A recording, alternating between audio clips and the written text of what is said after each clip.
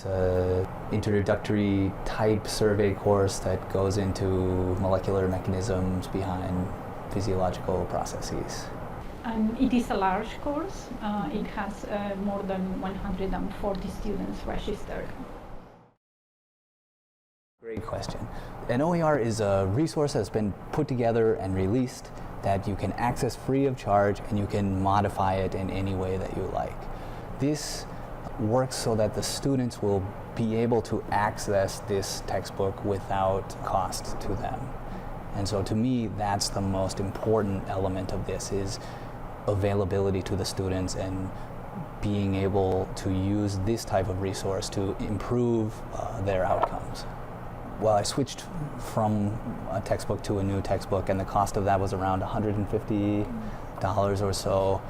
And I thought to myself as a student that how burdensome that would be. And so that was what got the ball rolling as to us looking into whether we could actually do that or not.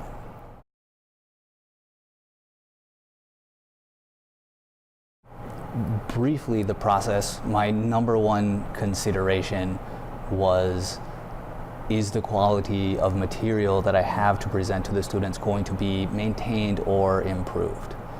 The next thing that we looked at is it going to maintain or improve the student outcomes? And specifically in that area, Moriana offered some information that really made us want to keep going along with this process. She found studies that show that not only does switching to open educational resources improve all student outcomes generally across the board, or they're maintained, but even greater improvements or gains are made for lower income students or underrepresented minorities. As a librarian, participating in the entire process has given me the opportunity to understand in depth the content of the course and contribute by acquiring multi-user online materials that John is using to supplement the OER textbook. The book that we're using does offer actually a lot more of those materials than I would have thought. They have question banks, they have review questions, interactive links and videos online. They also have a slide, however you want to call it, like pre-made slides that could be used. Right. Some students have shared how pleased they are with the initiative, both from the economical point of view, so saving money.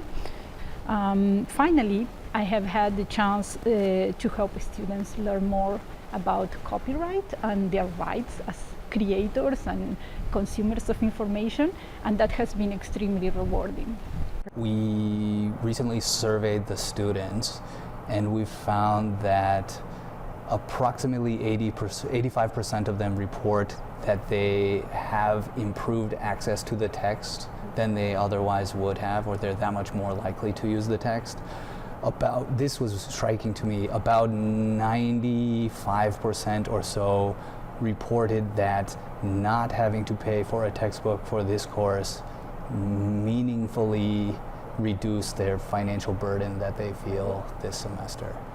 And they all reported either that they believe the quality of the text to be improved or commensurate with past biology textbooks that they've used.